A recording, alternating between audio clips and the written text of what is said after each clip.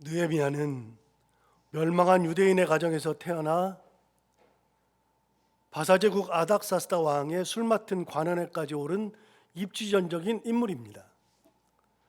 참고로 느헤미야가 활동하던 당시는 유대가 멸망한 지 약 140년이 지난 후였습니다.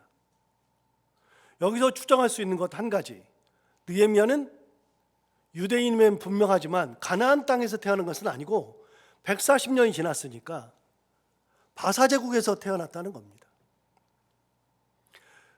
이미 유대가 멸망할 때, 바벨론에게 멸망할 때 사람들이 바벨론에 끌려갔었고, 바벨론에 끌려가 있었던 그들이 바벨론의 포로가 되어 있다가 바사가 바벨론을 무너뜨리면서 자연스럽게 바사 제국의 포로로 있다가 거기서 태어난 인물인데 그가 술 맡은 관원에까지 오른 거죠. 그러니까 굉장히 입지전적인 인물입니다. 이런 비슷한 삶의 궤적을 가졌던 이가 한 분 더 있는데 우리가 작년에 한 6, 7번에 나누어서 함께 살폈던 다니엘입니다. 다니엘 역시 대단한 입지전적인 인물이죠. 그럼 그가 누가 더 대단한가? 다니엘과 느헤미야 중에 누가 더 대단한가? 말할 것도 없이 다니엘이 훨씬 대단합니다. 느헤미야는 비교도 안 될 만큼 다니엘은 대단한 존재입니다. 왜요? 제가 생각하는 몇 가지 이유가 있는데 가장 먼저는 시대가 다르다는 겁니다. 다니엘은 유대가 멸망할 때, 바벨론에게 멸망할 때 그때 끌려갔었던 가나안 땅에 있었던 엘리트들, 즉 왕족이나 귀족들이 끌려갔었는데, 당시에 왕족들과 귀족들이 끌려갈 때 예루살렘을 비롯한 가나안 땅에 남았던 사람들은요, 하층민들만 남았습니다. 그렇게 왕족과 귀족이 끌려갈 때 그때 끌려갔던 사람들 자손입니다. 포로 초창기입니다. 그런 사람들이 거기에서 포로 생활을 할 때 막 태어났으니까 다니엘이 거기에서 고위직까지 오른다는 것은 굉장히 어려운 겁니다. 그로부터 140년 지났습니다. 느헤미야는 그때 태어났습니다. 이미 정착하고 있는 몇 대가 흐른 다음에 자손입니다. 그러면 거기에서 정착하고 고위 관리가 되는 것은 어려운 것이 아닙니다. 예를 들면 이런 겁니다. 우리 조선 말기에 하와이로 이주해서 옥수수 농장 갔던 분들이 많이 있습니다. 우리 인천 갔을 때 제가 설명 한번 한 적 있잖아요. 하와이에 갔었던 많은 분들, 그분들이 웬만한 사람들이 내리교회 교인들인데 그 내리교회 성도들이 많이 인천에서 하와이로 갔어요. 하와이로 가가지고서 거기서 수수농장에서 일했는데요, 그분들이 거기 정착할 때 당시에 문헌을 읽어보면 고생을 엄청나게 했습니다. 말이 통하지 않죠. 그 다음에 정상적인 임금을 받지 못하죠. 그래가지고 거기서 정착하기까지 시간이 많이 걸렸습니다. 그리고 1대가 지나고 2대가 지나고 3대가 지나면서 정착하게 되고 그 자녀들이 나중에는 거기 사회의 주류로 편입되기 시작합니다.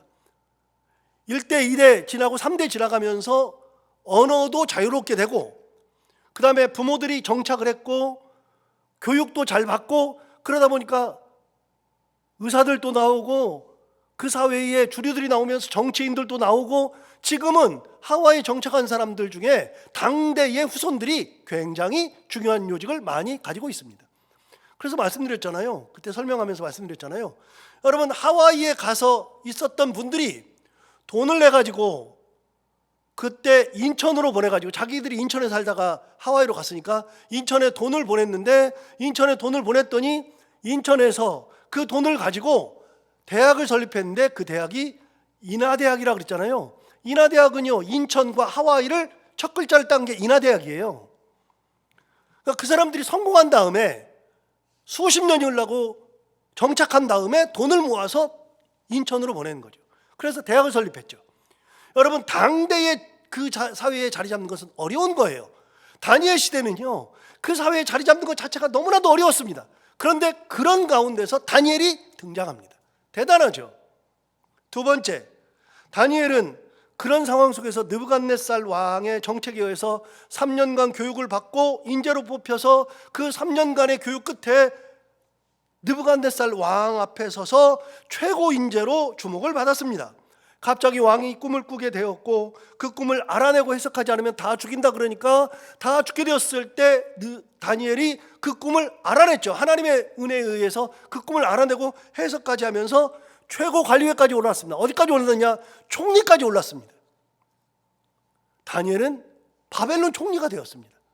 그런데 바벨론이 바사제국에 의해서 멸망당했는데 멸망당한 다음에 바사제국이 새로 있을 때 다니엘은 또다시 바사제국의 총리가 또 되었습니다.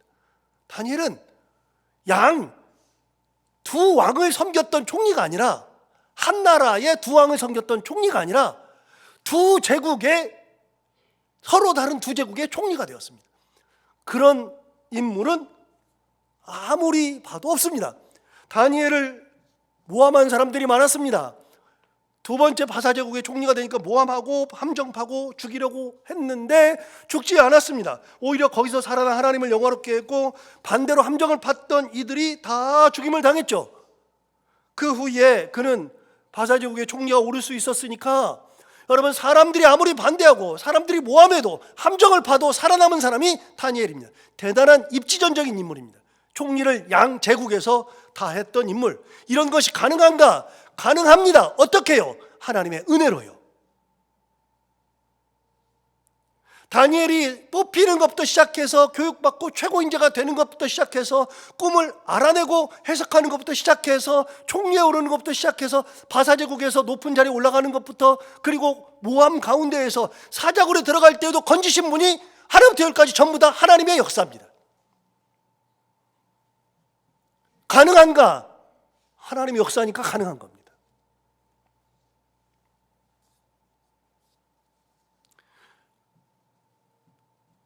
그래서 다니엘이 사자굴에 들어가는 거예요. 마지막이 사자굴 들어가는 거거든요. 여러분, 사자굴에 들어가는 거는 함부로 되는 게 아니에요. 그냥 나 사자굴에 들어가서 내가 신앙 지키다가 갈게. 여러분, 그렇게 되지 않고요. 어떻게 해서 이게 사자굴에 들어가는 거냐면 쌓여야 돼요. 뭐가 쌓이느냐? 하나님의 은혜, 하나님 경험, 이게 쌓여야 돼요. 그래서 하나님이 나를 구원하시고 나와 함께 하신다는 것이 확실해야 가는 거예요. 여러분, 처음부터 들어가는 게 아니에요. 처음에 뽑혀가지고 인재로 뽑혀가지고 3년 동안 교육 받는 것부터 시작해서 그때 하나님께서 역사하시는 것을 경험하고 채식을 하면서도 더 좋다는 것을 경험하고 하나님의 말씀대로 살면 된다는 것을 경험하고 체험적으로 경험하고 그게 신앙으로 녹아져야지 하나님을 더 굳게 신뢰하고 어떤 상황이 되어도 하나님을 의지하는 거예요. 여러분, 꿈을 꿨을 때 바벨론 느부갓네살 왕이 꿈을 꿨을 때 그 꿈을 알아내는 것도 하나님의 은혜였죠. 하나님이 알려주셨으니까요. 그걸 경험한 거예요. 그 꿈 해석하는 것도 하나님이 해주셨죠. 그것도 경험했어요. 하나부터 열까지 계속 되어지는 일마다 하나님을 의지하고 하나님 앞에 갔더니 하나님 나와 동행하시고 나의 길을 가장 좋은 길로 인도하신다는 것을 하나 둘 쌓이기 시작하니까 그 쌓인 것이 힘이 되어서 나중에는 모든 게 하나님 은혜대로 된다. 하나님 작정하신 대로 다 된다. 경험하게 되는 겁니다. 그걸 고백하게 되는 겁니다. 그러면서 총리에 올라갔잖아요. 여러분, 총리에 올라간 다음에 그때 얘도 마찬가지예요. 총리에 오르는 것이 내가 올라간 게 아니잖아요. 하나님 은혜로 올라갔잖아요. 그러니까 그걸 경험하고 나니까 내가 이렇게 되었네. 그런데 더 놀라운 거는 바사제국이 되었을 때 바사제국에서도 내가 그 자리에까지 올라가는 거예요. 올라가니까 사람들이 볼 때 얘는 죽어야 되는데 얘를 모함시켜서 죽여야 되는데 그러고 있는 거예요. 그렇게 해서 모함해요. 모함해도 그래도 그 신앙 안 버리는 거예요. 경험적 신앙. 경험이 쌓이면, 하나님 경험이 쌓이면, 은혜가 쌓이면 그럼 그걸로 인해서 어떤 어려움에도 그런 어려움 속에서 좌절하거나 괴로워하지 않는 거예요. 그래서 하나님 경험이 중요한 거예요. 한 번, 두 번 쌓이다 보면, 하나님 경험이 쌓이다 보면 그 경험으로 인해서 하나님을 굳게 신뢰하게 되는 거예요. 그러니까 기도해요. 그런 모함이 있는데도 기도해요. 끝까지 하나님 의지해요. 그리고 사자굴에 들어가요. 들어가는데도 그냥 태연하게 들어가요. 거기에서 하나님을 또 만나게 되는 거죠. 여러분, 이렇게 체험적 신앙이 다니엘의 삶에 있었던 거예요.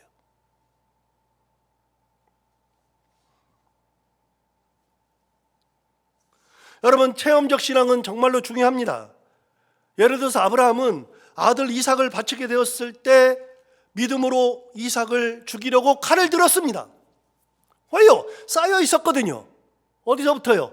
계속해서 부르시면서부터 계속 쌓여 있었거든요. 이집트에 내려갔을 때, 자기 아내를 누이라 그랬을 때, 자기가 죽게 되었을 때, 아내가 잘못 되려고 했을 때 하나님께서 역사하시는 걸 봤거든요.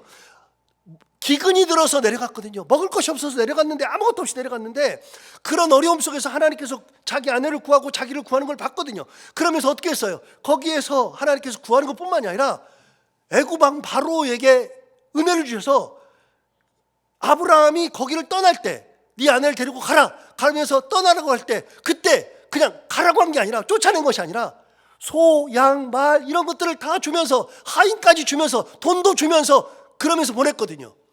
최악의 순간에 하나님 역사하셔서 그를 붙들고 인도하신 것을 봤거든요. 그런 것들이 아브라함 얘기만 해도 많아요. 쌓인 게 많아요. 그런 것들이 쌓여 있으니까 아들을 바치라 그랬을 때 그 아들을 바치는 거예요. 바치려고 했을 때 하나님께서 아브라함아 아브라함아 하면서 막았죠. 막으면서 네 아들 아브라함을, 네 아들 이삭을 주는 걸 보니 네가 나를 사랑하는 줄 내가 안다. 그러면서 양을 준비하셨잖아요. 여러분, 성경 보면 놀라운 게 없습니까? 성경에 양이 옆에 있는데 이 뿔이 숯불에 걸렸어요. 양이 얼마나 힘이 센데요. 여러분, 숯불에 뿔이 걸렸다 그래가지고 그걸 못 빠져나와요? 그런데 그 양을 거기다가 놔둔 거예요. 아브라함이 그 양을 잡아서 하나님께 드렸어요. 그리고 그 곳에 이름을 뭐라고 붙였어요? 여호와 이레 그랬어요. 뜻이 뭐예요? 하나님께서 준비하신다. 여러분, 알아요. 정확하게 알아요. 하나님께서 준비하실 것을 알아요. 경험적 믿음이 쌓이면 그 경험적 믿음으로, 그 체험으로 하나님을 굳건히 믿고 하나님 앞에 나아가는 거예요.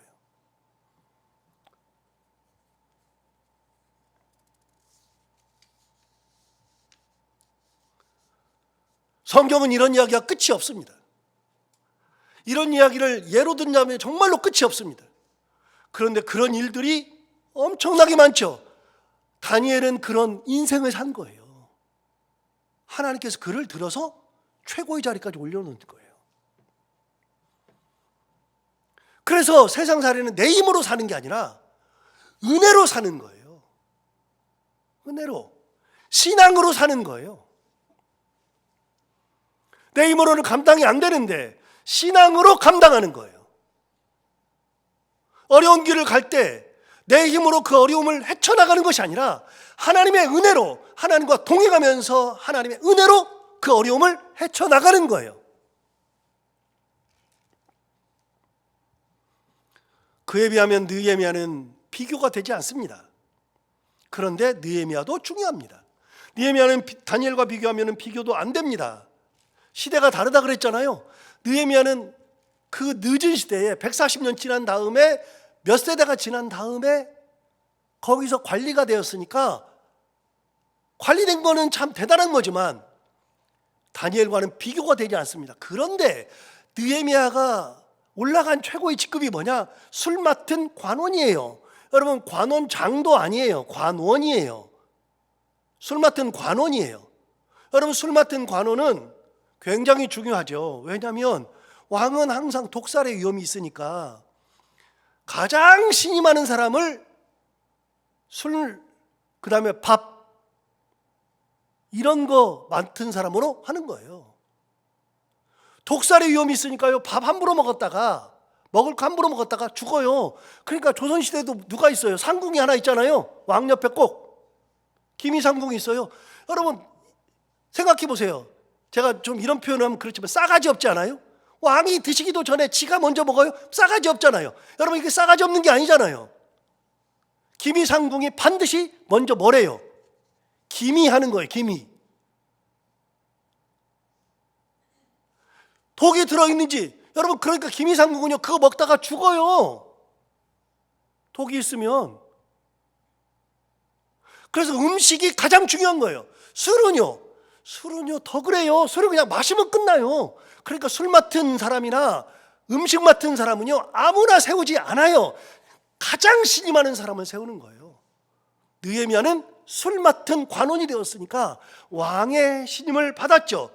왕의 신임을 받았어도, 여러분, 아무리 왕의 신임이 대단해도 그래도 술 맡은 관원이에요. 관원장도 못했어요. 총리 말도 안 되죠. 여러분, 다니엘은 총리를 제국에서 2번 했다니까요. 다니엘과 비교가 안 돼요. 그래도 느헤미야가 진짜 중요해요. 왜요? 제가 느헤미야가 대단하다고 생각하는 거는요, 다니엘은요, 저는 다니엘을 좋아하지만 느헤미야만큼은 아니에요. 왜요? 다니엘은요, 우리 같은 사람이 될 수가 없어. 어느 누구도 다니엘처럼 대단하게 제국의 총리가 되고 막 한대요. 우리랑은 너무 멀어. 그런데 느헤미야는 우리도 될 수 있어요.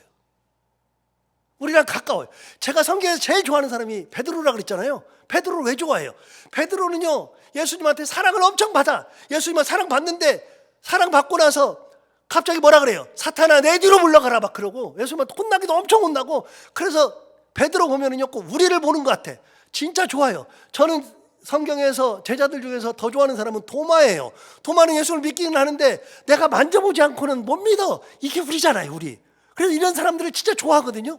도마 같은 사람 진짜 좋아요. 제가 성경에서 별로 안 좋아하는 사람, 요셉. 흠이 없어요. 요셉 같은 사람 진짜 흠이 없어요. 요셉 진짜 안 좋아해요. 되기가 너무 힘들어요. 다니엘 같은 사람, 대단하게 신앙적으로는 본받고 싶고 막 가는데, 다니엘은 너무 멀어요. 나랑은 멀어. 그런데 느헤미야는요, 우리가 웬만하면 갈 수 있어요. 우리 같은 사람이 할 수 있어요. 그래서 느헤미야는 중요한 거예요.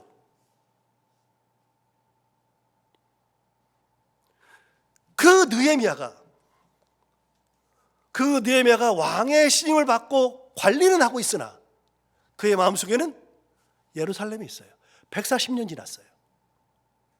140년 지났는데 우리 신앙의 뿌리 예루살렘, 이 예루살렘이 140년 전에 바벨론이 침공해가지고, 열왕기 하 보면 바벨론 침공한 다음에 성벽을 허물어뜨리고 성문을 다 불태웠어요. 성전 다 무너뜨렸어요.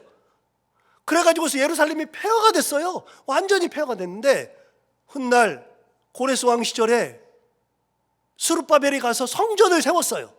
성전을 20년 만에 세웠어요. 성전은 세웠는데, 여러분, 성전과 성은 이렇게 달라요. 절 보시면 성은 이렇게, 예루살렘 성이 이렇게 있잖아요. 성이 있으면 그 안에 성전이 있잖아요. 성 안에 성전이 있잖아요. 여러분, 성전이 훨씬 더 중요하긴 하지만 이 성전은 성이 있어야 되는 거예요. 그게 예루살렘 성 안에 성전이 있는 거니까요. 그 성전이 있는데, 그 성전은 세웠는데 성벽이 다 무너졌어요. 그런데 느헤미야는요, 자기가 신앙이 있으니까 예루살렘이 궁금한 거예요. 140년 전 우리 아버지한테 들었던 이야기, 할아버지의 할아버지로부터 계속 들었던 이야기를 우리 아버지한테 들었는데 예루살렘이 어떻게 되었을까 궁금해요. 그래서 예루살렘을 한 번이라도 가보고 싶은데 가본 적도 없고 뭐 한 것도 없어요. 그래서 예루살렘이 궁금한데 예루살렘 그 소식을 알 수 있는 기회가 찾아왔어요. 2절을 보시면 이렇게 말합니다. 자, 보세요. 내 형제들 중 하나인 하나니가. 그러니까 느헤미야의 형제가 몇 명 있었던 것 같아요. 느헤미야의 형제가 몇 명 있는데 그 중에 하나, 내 형제들 가운데 하나인 누구요? 하나니. 하나니는 느헤미야 형제예요. 자, 성경 퀴즈대, 만약에 교회에서 성경 퀴즈 할 때 느헤미야 형제 이름은 무엇일까요? 그러면 손 들고 뭐라 그래요? 하나니. 그럼 돼요. 느헤미야 형제들이 있어요. 그 중에 자기 형제들 중에 한 명인 하나니가 두어 사람과 함께 유다에서 내게 이르렀어요. 예루살렘 갔다 온 거예요. 자기 형제가 예루살렘에 갔다 왔어요. 두세 명과 함께 갔다 온 거예요. 갔다 와가지고 유다에서 내게 이르렀기로 내가 그 사로잡힘을 면하고 남아있는 유다와 예루살렘 사람들의 형편을 물어봤어요. 그래서 그 남아있는 사람들, 열왕기 하에 의하면 그때 남아있는 사람들은 하층민들만 남아있다고 그랬잖아요. 귀족과 왕족들은 전부 다 바벨론 포로로 끌려갔잖아요. 진짜 중요한 사람 다 끌고 가고 그 땅에는요 진짜 하층민만 남았어요. 그런데 물어봤어요. 유다와 예루살렘 거기에 남아있는 사람들의 형편이 어떠냐 물어봤어요. 그러니까 예루살렘에서 그 형편을 알 수 있는 기회가 생긴 거예요. 자기 형제 하나니와 다른 두어 명에 의해서 물어봤어요. 그랬더니 대답합니다. 3절에 대답합니다. 이렇게 대답했어요. 그들이 내게 이르되 사로잡힘을 면하고 남아있는 자들이 어떻게 하고 있느냐? 그 지방 거기에서 첫 번째 큰 환난 당해요. 남아있는 사람들이 큰 환난을 당하고 두 번째 능욕을 받아요.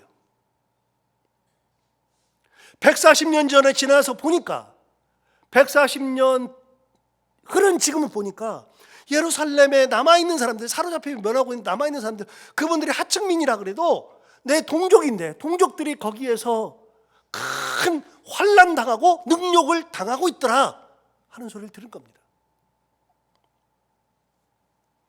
그리고 두 번째, 사람들의 형편만 얘기해 준 게 아니라 이렇게 얘기해 줬어요. 예루살렘 성은 뭐 했어요? 허물어지고 성문들은 불탔다 하는지라 이렇게 말했습니다. 그러니까 들어보니까 예루살렘 성이 무너졌어요. 성벽이 다 무너졌어요. 그런데 이게 언제 무너졌느냐? 140년 전에 무너졌거든요. 140년 전에 무너졌는데 지금 140년이 지나도록 성이 무너진 대로 그대로 있고 불탄 대로 그대로 있는 거예요.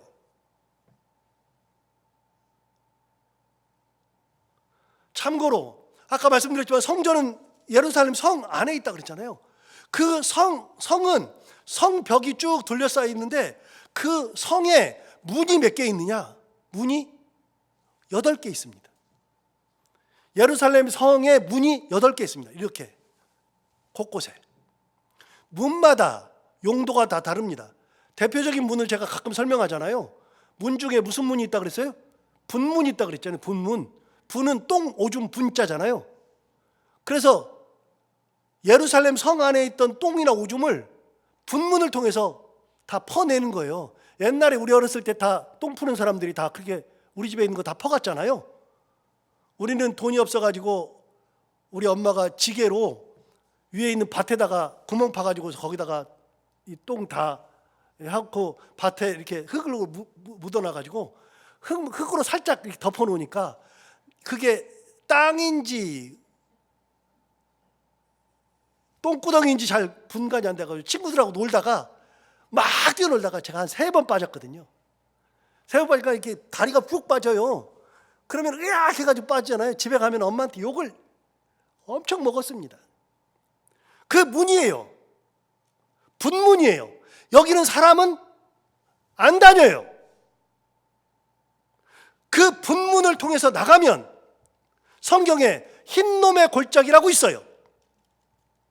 예루살렘 성에는 2개의 골짜기가 흐르는데 하나의 골짜기는 기드론 골짜기, 하나는 흰놈의 골짜기인데 기드론 골짜기 그러면 좋은 거, 흰놈의 골짜기 그러면 나쁜 거 그냥 딱 생각하면 돼요. 흰놈의 골짜기는 거기서요 이방인들의 제사를 드리고 이방인들이 죽으면 거기다 묻어버리고 거기다가 똥오줌을 버리고, 흰놈의 골짜기는 악이 가득한 곳이에요. 기드론 골짜기 여기는요 은혜가 가득한 곳이에요. 여기서 제사를 드리고 기드론 골짜기를 넘어가면 거기는 감람산이 있고 예수님이 기도하셨던 데가 거기 있고, 그래서 예루살렘엔 2개의 골짜기가 그러는데 흰놈의 골짜기는 분문을 나가면 흰놈의 골짜기라고요. 그렇게 성에 문이 8개가 있는데 그 성의 문 8개가 다 불에 탄 겁니다. 성벽이 다 무너졌어요. 140년 전에 일이 그대로 있는 겁니다. 여러분, 어느 누구도 성벽을 재건할 생각을 해본 적이 없어요. 140년 지나도록. 누구를 탓할까요? 거기 남아있는 사람들이 귀족이 어디가 있습니까? 왕족이 어디 있습니까? 다 먹고 살기 힘든 사람들인데, 거기 남아있는 사람들은 다 하층민들인데, 그런데 들어보니까 남아있는 모든 사람들이 큰 환난을 당하고 능욕도 당하더라. 아직까지 140년 지나도록 아직까지 무시당하고 능욕당하고 환난당하고 있더라. 그 사람들이 뭘 합니까? 아무것도 안 되지. 성벽이 무너지고 성문은 불에 탔고. 여러분, 느헤미야가 그 말을 들었어요. 느헤미야 힘이 어디 있어요? 느헤미야가 힘이 없어요. 총리도 아니에요. 왕에게 가서 자기가 뭔 말을 할 수도 없어요. 자기가 무슨 할 말이 있어요. 그런 정도 위치도 아닌데 느헤미야가 할 수 있는 게 아무것도 없어요. 그럼 여러분, 느헤미야가 그 말 듣고서 아무것도 할 수 없으니까 에이, 내가 할 수 없네, 그러고 있는 게 아니고요. 느헤미야가 그 말 듣고 어떻게 했느냐? 느헤미야가 그 말 듣고 한 내용이 4절에 나옵니다. 4절에 이렇게 말했습니다. 자, 굉장히 중요한 건데요. 내가 이 말을 듣고 앉아서 첫 번째 뭐 했어요? 울었어요. 울고 두 번째, 수일 동안 슬퍼했어요. 앉아서 울면서 수일 동안 슬퍼하면서 세 번째, 하늘의 하나님 앞에 금식하며 기도하였다. 여러분, 그 수일 동안 슬픔과 금식과 기도한 겁니다. 저는 이 장면을 읽으면서 느헤미야의 나약함을 봅니다. 느헤미야는 나약해요. 할 수 있는 게 없어요. 자기가 가서 뭘 할 수 있는 게 없잖아요. 내가 도와줄 수도 없잖아요. 내가 사람을 불러가지고 뭘 할 수도 없잖아요. 아무것도 할 수 없어요. 그러니까 마음은 아파요. 그러니까 할 수 있는 게 아무것도 없을 때 그가 할 수 있는 것은 울고 슬퍼하고 수일 동안이나 그러면서 하나님 앞에 금식하며 기도하는 것밖에는 없어요. 굉장히 중요한 얘기를 지금 하는 거예요.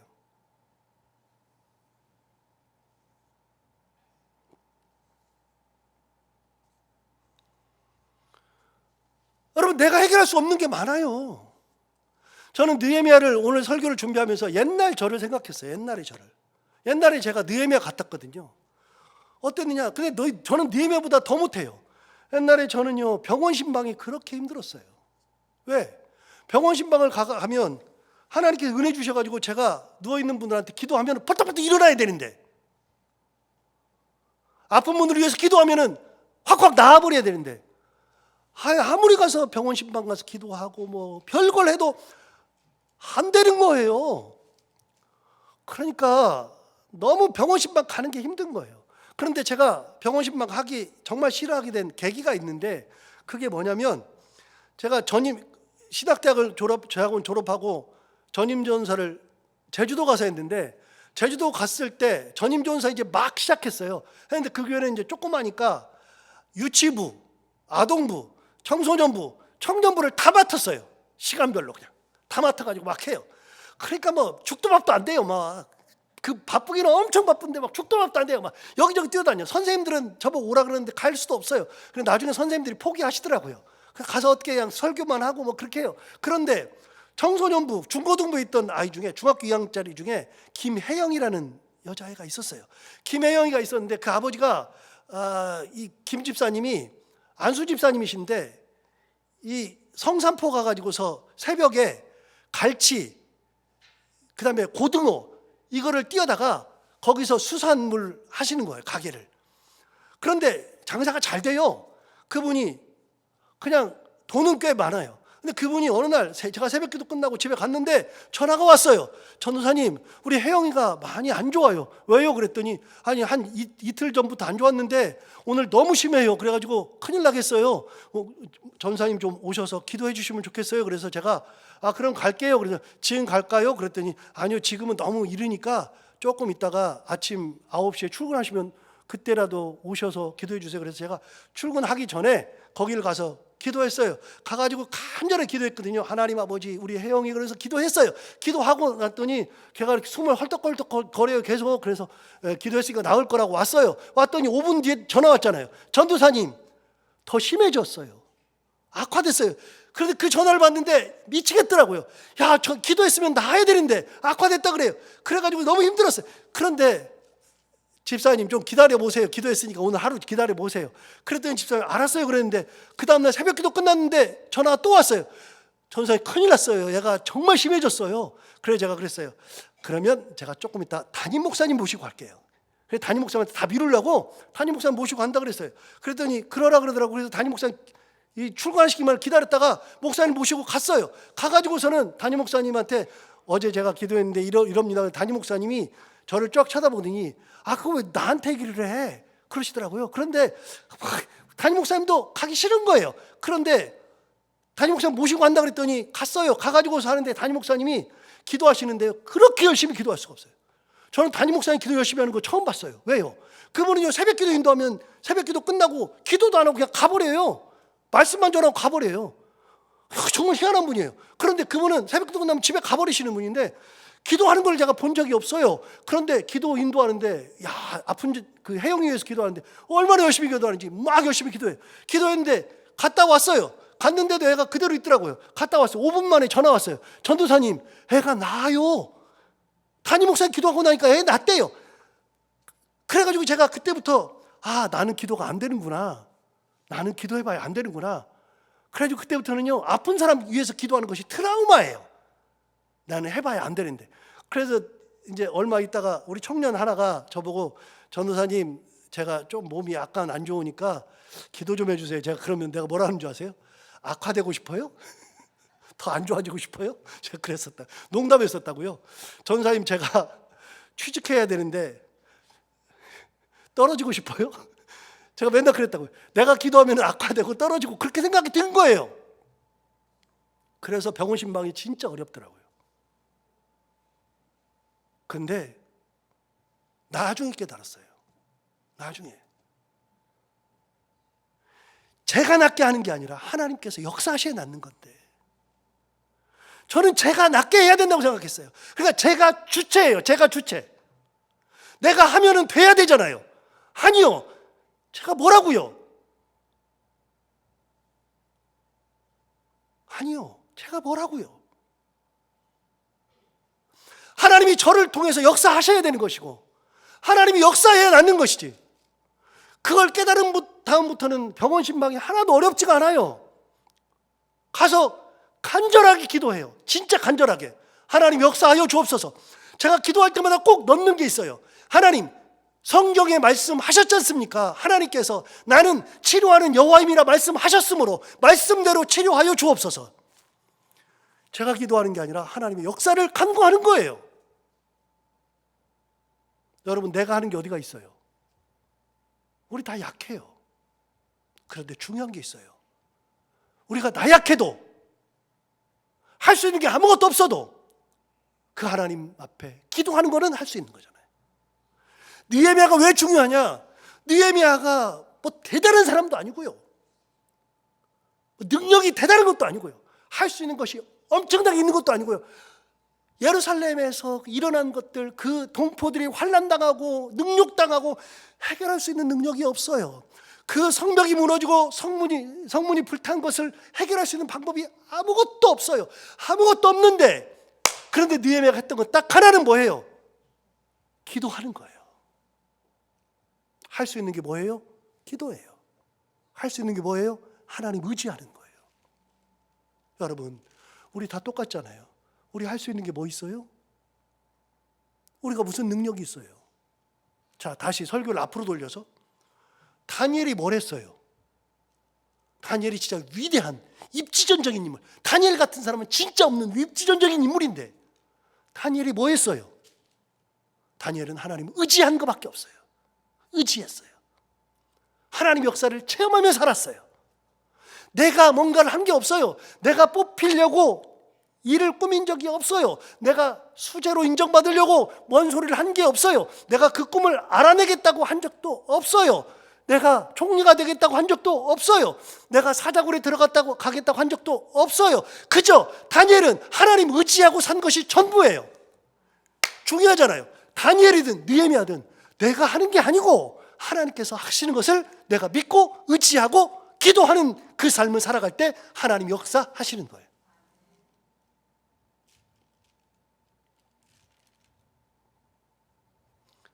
느헤미야가 우리에게 주는 1장이 주는 교훈이 대단한 거예요. 어떤 거냐?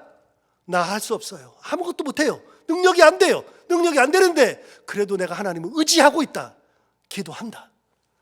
여러분, 다니엘이 처음 듣고서 울었대요. 며칠 동안 막 슬퍼했대요. 야, 너 예수 믿는 사람이 왜 울어? 왜 슬퍼해? 말도 안 되는 소리지. 슬픈 걸 어떻게 해요? 울어야지. 가끔 저는 진짜 이해가 안 되는 것 중에 하나가 장례식 났을 때 장례식에서 자식들이 울어요. 울으면은 목사님들이 가끔 그런 말해요. 믿음이 있으면 안 운대요. 왜 안 울어요? 슬퍼 죽겠는데. 헤어지는 게 슬프지. 믿음이 없어서 우는 게 아니라 헤어지는 게 슬픈 거예요. 못 보니까 보고 싶어서 우는 거예요. 여러분, 예수 믿는 사람들이 왜 안 울어요? 울어야지. 슬프면 울고 아프면 괴로워하고 다 하는 거예요. 울고 슬퍼하고 다 하는 거예요. 그걸 안 해야 믿음이 좋다고 얘기하는 것은 잘못된 거예요. 그걸 해야지 되는 것이지. 그런데 거기서 울고 슬퍼하는 것으로 끝나는 게 아니라 한 걸음 나가야죠. 하나님 앞에 뭐 해야 돼요? 금식하며 기도했다. 다니엘은 그런 가운데서도 하나님을 놓아본 적이 없더라. 그래서 오늘 설교 제목에 있는 것처럼 우리가 할 수 있는 것만 하면 돼요. 내가 할 수 있는 거. 그게 뭐예요? 우리가 아무리 약해도, 우리가 진짜로 아무것도 아니어도 우리는 하나님 붙드는 거 할 수 있잖아요. 기도하는 거 할 수 있잖아요. 그것만 하면 되는 거예요. 그 다음 일은 하나님께서 역사하셔요. 자, 그러면 다음 주부터는 하나님께서 어떻게 역사하시는지를 보는 거예요. 하나님께서 기도하고 금식하고 울며 슬퍼했을 때 하나님이 어떻게 역사하시는가, 그걸 보는 거예요. 그건 다 하나님의 역사예요. 여러분, 이 믿음 가지고 우리가 할 수 있는 거 있을 때 하나님 의지하고 기도하며 살아가는 그런 인생 되기를 간절히 원합니다. 기도하겠습니다.